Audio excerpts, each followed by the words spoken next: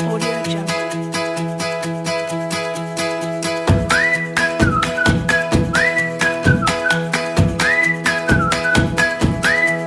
Audio Jungle.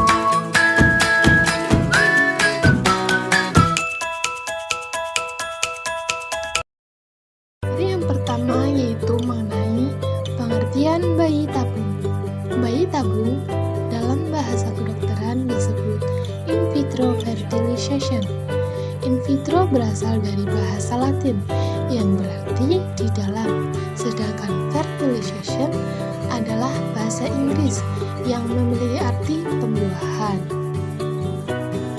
Nah, dalam perspektif lain mengatakan bayi tabung adalah sebuah tindakan medis di mana dokter membantu melakukan pembuahan sel telur yang dilakukan di luar tubuh wanita.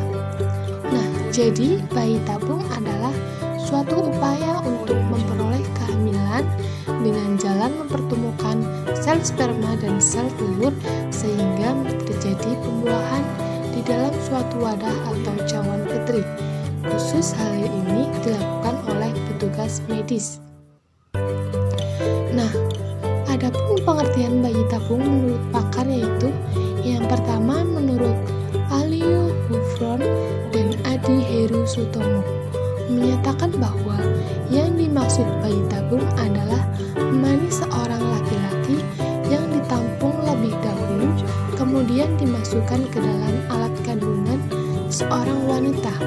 Dan yang terakhir yaitu menurut Mashfuk Shuhdi menyatakan bahwa ada beberapa teknik inseminasi buatan yang telah dikembangkan di dunia kedokteran, antara lain yaitu dengan cara mengambil sperma suami dan ovum istri, kemudian diproses di dalam tabung, dan setelah terjadi pembuahan, kemudian ditransfer ke dalam rahim istri.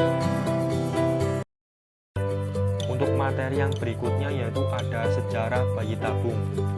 Sejarah bayi tabung dijelaskan melalui tokoh Profesor Robert Edwards di Inggris pada tanggal 25 Juli 1978. Beliau merupakan seorang dokter yang berhasil melahirkan Louis Brown, yakni bayi tabung pertama di dunia hasil eksperimen Edwards dan rekannya, Frederick Steptoe.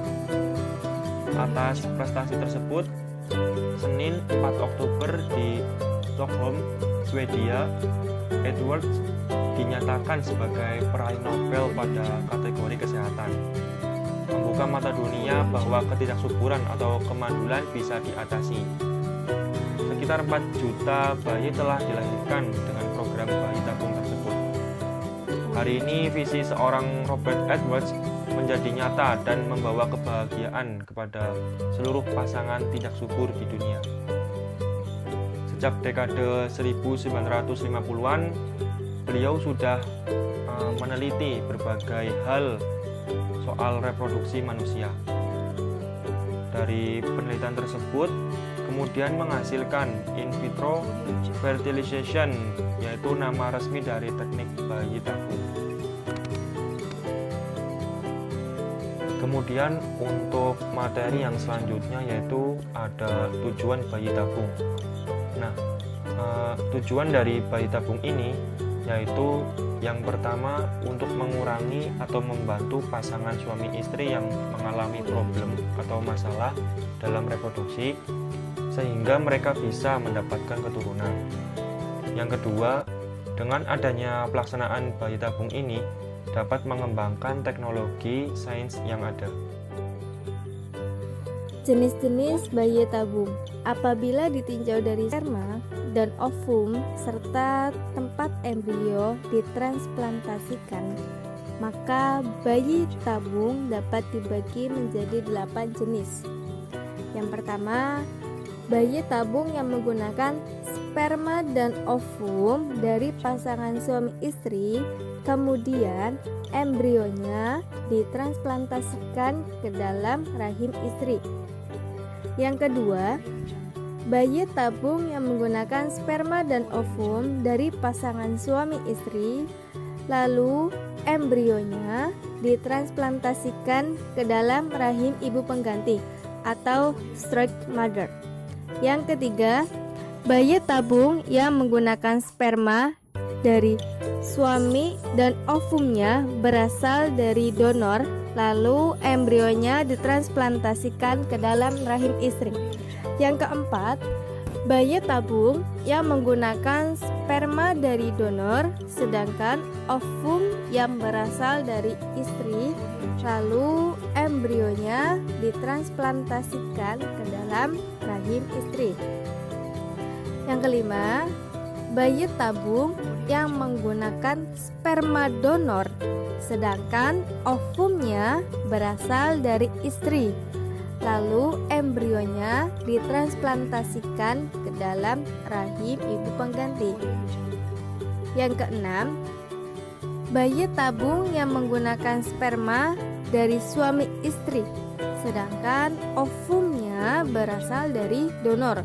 Kemudian embrionya ditransplantasikan ke dalam rahim ibu pengganti. Yang ketujuh, bayi tabung yang menggunakan sperma dan ovum dari pendonor, lalu embrionya ditransplantasikan ke dalam rahim istri. Yang kedelapan, bayi tabung yang menggunakan sperma dan ovum berasal dari donor, kemudian embrionya ditransplantasikan ke dalam rahim ibu pengganti. Kedelapan jenis bayi tabung tersebut merupakan sejarah teknologi yang sudah dapat dilakukan. Namun, di dalam kasus-kasus penggunaan teknologi bayi tabung baru mencakup 5 jenis, yaitu jenis yang kedua, di mana sperma dan ovum dari pasangan suami istri, lalu embrionya ditransplantasikan ke dalam ibu pengganti. Dan yang ketiga, yaitu bayi tabung yang menggunakan sperma dari suami dan ovumnya berasal dari donor, lalu embrionya ditransplantasikan ke dalam rahim istri. Dan yang keempat, yaitu bayi tabung yang menggunakan sperma dari donor, sedangkan ovum yang berasal dari istri, lalu embrionya ditransplantasikan ke dalam rahim istri. Dan yang terakhir itu yang ketujuh, bayi tabung yang menggunakan sperma dan ovum dari donor, lalu embrionya ditransplantasikan ke dalam rahim istri. Kelima jenis tersebut yaitu kasus-kasus di mana teknologi bayi tabung yang sudah dapat dilakukan. Dan mengapa kelima jenis itu sudah dapat ditetapkan sedangkan jenis yang lain belum dilaksanakan?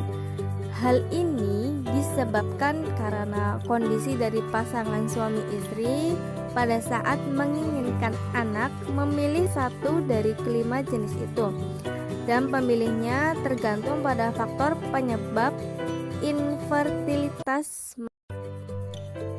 Ya, selanjutnya saya dari Bionika Akmal akan menjelaskan tentang prosedur bayi tabung. Prosedur dari teknik bayi tabung terdiri dari beberapa tahapan, yaitu yang pertama, pengamatan merangsang indung telur. Yang tahap kedua itu pengambilan sel telur. Tahap ketiga, pembuahan atau fertilisasi sel telur. Tahap keempat, pemindahan embrio. Dan yang terakhir, tahap kelima, pengamatan terjadinya kehamilan. Ya, selanjutnya adanya dampak bayi tabung. Itu ada dampak ya. Yang pertama itu ditinjau dari hukum positif atau perdata. Yang kedua itu ditinjau dari undang-undangan kesehatan. Yang ketiga ditinjau dari teknologi dan ekonomi. Dan yang terakhir keempat ditinjau dari sertifikat. Selanjutnya saya akan menjelaskan mengenai bayi tabung menurut hukum Islam. Pandangan bayi tabung menurut hukum Islam maka harus diteliti dengan memakai metode ijtihad agar ijtihadnya sesuai dengan prinsip-prinsip dan jiwa Al-Quran dan Sunnah yang menjadi pegangan umat Islam. Sudah tentu ulama yang melaksanakan menjadi pegangan umat Islam. Sudah tentu ulama yang melaksanakan ijtihad tentang masalah ini memerlukan informasi yang cukup tentang teknik dan proses terjadinya bayi tabung. Dari cendekiawan muslim yang ahli dalam bidang studi yang relevan dengan masalah ini, misalnya ahli kedokteran dan ahli biologi dengan ahli pengkajian secara multidisipliner. Ini dapat ditemukan hukumnya yang proporsional yang mendasar. Para ulama MUI dalam fatwanya juga memutuskan bayi tabung dari sperma yang dilakukan dari suami yang telah meninggal dunia itu hukumnya adalah haram, sebab karena akan menimbulkan masalah yang pelik atau dalam kaitannya dengan penentuan nasab maupun dalam hal kewarisan.